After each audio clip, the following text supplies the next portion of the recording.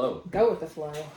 All right, so I'm here with Christiaan and Adrienne, and they are entrepreneurs and own a business.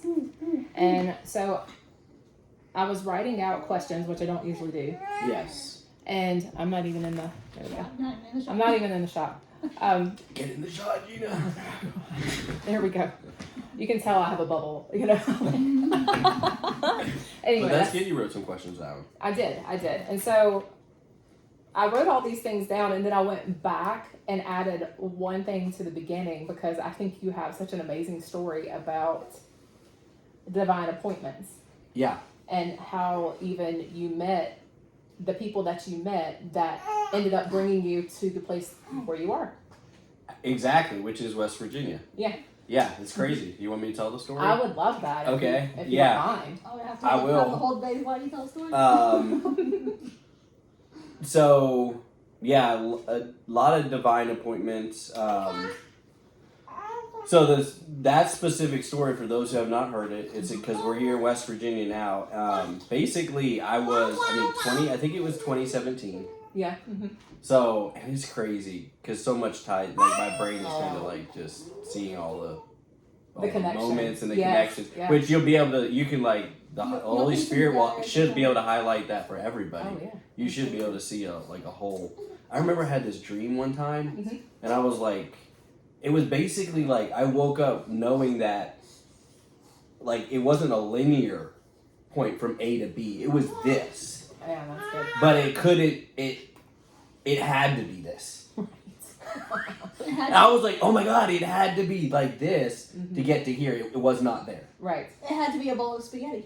Yeah, it was like a bowl, and it was like one of those dreams where you're like, oh my gosh, like it was just, you just know. Right, yeah. But, so this specific story, I'm driving, at this point, I'm on Adderall.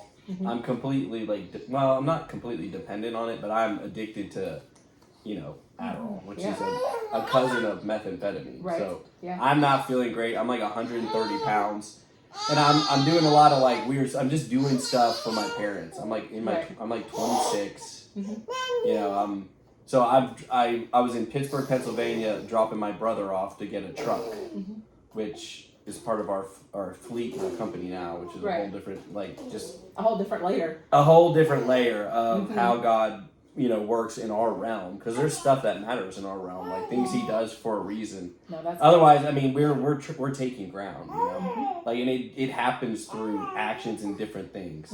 So you got to trust that plan. But anyways, I'm driving back from Pennsylvania, and come to find out, Tamarack, West Virginia, that used to be my grandpa's favorite rest stop.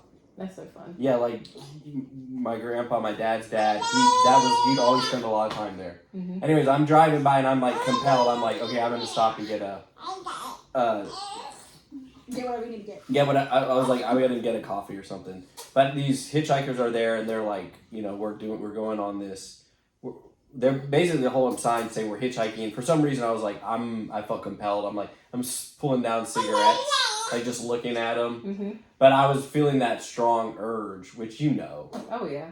There's a big difference between when you're like, I'm gonna do it myself, and then you feel like compelled. Anyways, I approached them. I'm like, I'm gonna drive you guys down I-77 south towards the East Coast, whatever. And they're like, okay, great. And then in the car, they started to tell me all this stuff that's happening. Where it's like God gave them this dream. It was imperative that they hitchhike. That's where I connected with them. Yeah, it's crazy. And that's what connected me to 420 Fire. But I didn't, so I start following Scott. I'm in this basically fallen state. I'm not in this healthy, I'm in an angry. But they were hitchhiking to get to 420 Fire. They were hitchhiking to get to 420 Fire. We get to Kannapolis, North Carolina, which is 2 hours from where I live in Durham. And the gate's closed. And the whole time they're playing like Lion of the Tribe of Judah. It's like the side of the God or like the evangelical world I really had not touched. Okay. But God, like the Holy Spirit touched me, and I had all these like fantasies because it was mixed with. Yeah. So I was like in this like weird like fantasy realm where it's like, okay, I'm gonna have like this family, and I'm gonna create all this stuff, and we're gonna make like, it was just this weird, but it was mixed with chemical abuse. It was mixed with like, how do I channel this? So they're introducing me to this whole like evangelical, which I was like, this is weird. And to this day, I'm kind of like, I'm not that person.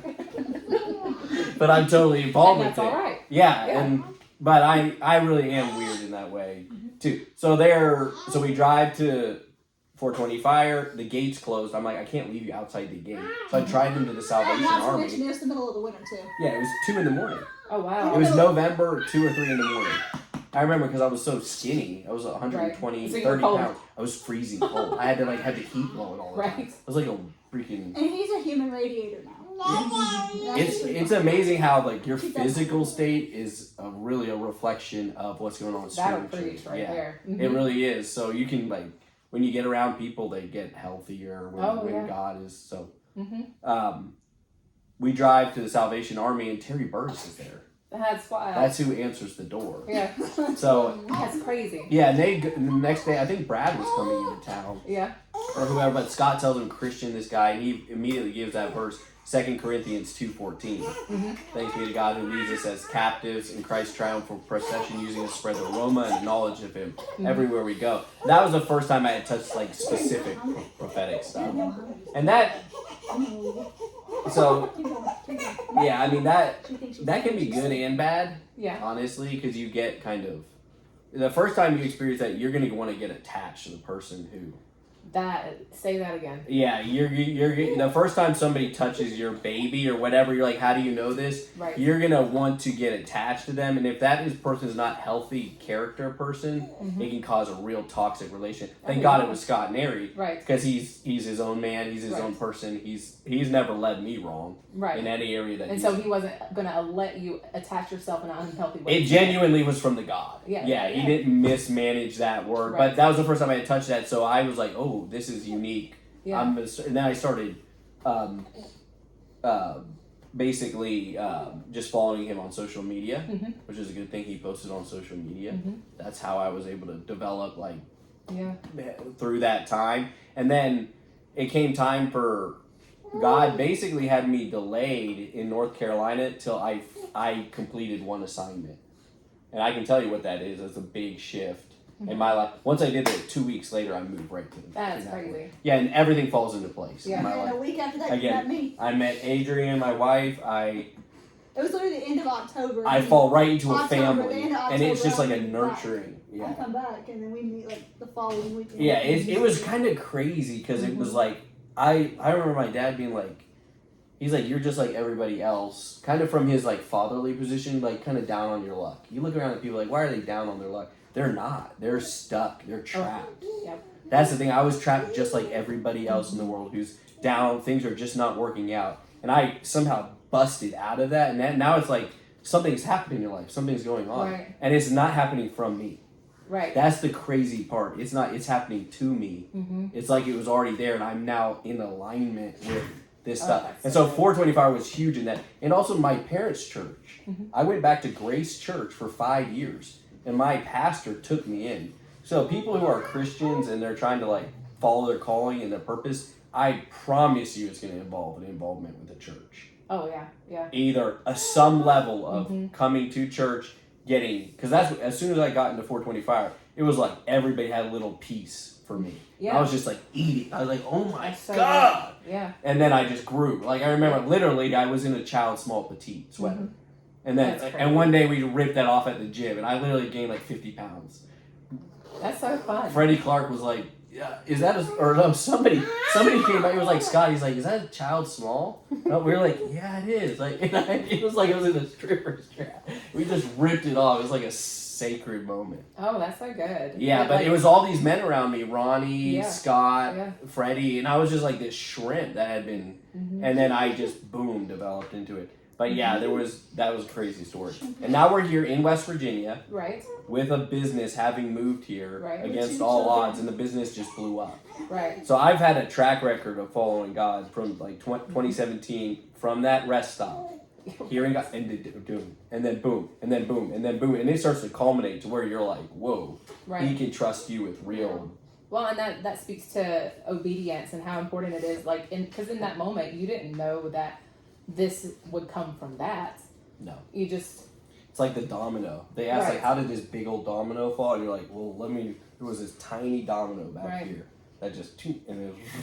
No, that's so good. I think Imagine trying to push over a big and result. I think that's where people fall into ditches is that they're looking for the big. They're looking for the bait. There it is. And There it's is. just a Yeah, little. it's a little. It's the faith of a mustard seed. Mhm. That's what he meant. It's just that one first domino. You get that one knocked. Mhm. Do, do, do, do, do, do, do. But people don't want to knock. They were like, but I want the big one. Right. And you're like, Right. We're it'll crush impatient. you. Like you can't even push it. You need an army. No, that's true. But What can you do today? right. No, that I think that's really good. What can you do today? What can you do today? Well, and that kind of, leads into my second question. I was really kind of thinking about motivation versus inspiration, or if I could say just consistency versus stagnicity. Yeah. Like, and finding that thing that you've got to do today and doing it when you don't feel Yeah. like doing it. So, like, what have you found that helps you with that? Yeah, I mean, there's like this thing with the procrastination thing, Yeah. with the like getting in your head thing, with the, it's kind of tied into the results thing. I basically boiled it down. It's not like an ADHD thing, but there's going to be some things that you like to do. Right. And if you kind of just, it's like a gold vein. For me, it was actually cleaning. I liked, and from a kid, I liked in organized spaces. You Yeah. still do. But I fought so hard because there was so much clutter. There was so much Yeah. chaos. It was like Mm-hmm. the chaos of what other people wanted me to do. Oh, The that's- chaos of what religion had taught me. Mhm. All this. So I just had, it was like a battle just to fight to get back to the homostasis. Mhm. Chaos of debt. You know, you Oh yeah. get going in your life and you end up like, I didn't even create any of these results for myself. So I ended up finding, intrinsically, I started to enjoy cleaning stuff. Yeah. You And I would still find myself, organizing spaces. do. You still do, honey. And I think that's why the wealth journey for me started to develop. There is no money without order. That's good. So I was seeking the order, that's like you Right. talk about the kingdom, there is Yeah. order. Nothing happens without order. So Right. if you go into somebody's home and they're cluttery and they're chaotic, I'm not saying somebody with a nitpick, no dust is going to have peace and joy Right. in their home. I'm just saying there's going to be order. So I would say do what you see to do today. Oh, that's good. I Just do what you see to do. You already know what it is. You need oh to yeah. Like just wash the dishes. do. Boom. Right. Like Boom. I have had so many amazing encounters and revelations from the Lord, like washing the dishes. And it's right there. It's It like is. not complicated. No. And sometimes, to your point, I think sometimes we get our focus again on the big thing, and it just helps to kind of decompress and do something, a mindless task, Yeah. so that we can recenter and just accomplish things again. Yeah. And a lot, when you chase the big things, a lot comes to life that you don't want to live. When you chase the little things, there's going to be a death, and then there's going to be a life from the death. That's good. Which you're going to start to like feed off that. So if I chase the big, I wake up and I don't want to do my quiet time. I'm chasing the big things. I'm chasing fixing everything during the day. But now that's going to end, that would actually be sin. That's going to end in death. Some form of death that's going to cause money loss. It's going to cause relational loss. There's going to be casualty from it. But if and this goes on throughout our whole lives. That's like something I'm specifically working on. That's good. Like, how do I got to keep myself from just jumping right into the day. You gotta Right. balance yourself out. Yeah, Right. and there's a death there, so there's going to be, basically my identity is changing, and it to your brain and to your physiology, you feel like you're dying. Because you're not doing what you want to. Yeah, what you planned out. Right. But you're like, but God's telling you to do this thing, and then there is a reward from that. Right. So there is actually a reward from that, which if you experience a reward system of God genuinely, you're gonna go back to it. Oh, that's true. Yeah. It's like taste it, like you're gonna go back to and it, see, and then yeah. you're gonna go back to it again. Then it's gonna get better and better until you're like, I just eat from here. Right. No, that's good.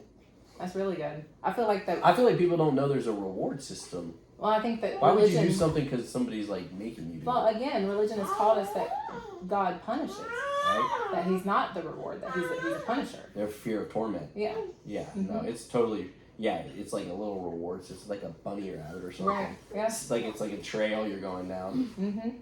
That's so funny. You know, with It's just your little trail you're going down. right. Well, and I think that having that focus to stay on the trail is a big deal, because it seems, you know, to your point again, you can see that this needs to be done at some point, and this needs, and you can, I don't know about you, but I can see the problems 3 weeks from now Gina is going to face, and so I try to conquer them now. Adrienne's like that too. Yes. And so I get kind of, I'm a big picture person anyway. I see the big picture, and I sometimes struggle with the small steps to get to the big picture because they're mundane and they're boring. Yeah, and there's maturity. there's no pleasure in it and all that You kind of just stuff. want to get right to it. Yeah, well, and I mean, but it's the obedience again, and that small thing, and that sacrifice, and that small thing, and the fact that it's gonna lead to death either way. There's a death coming. So, Yeah, exactly. right? So you can either obey and die the way that the Lord wants you to, so He can resurrect you, or you can just do it all in your own strength and die at the end anyway. We're gonna have to pause.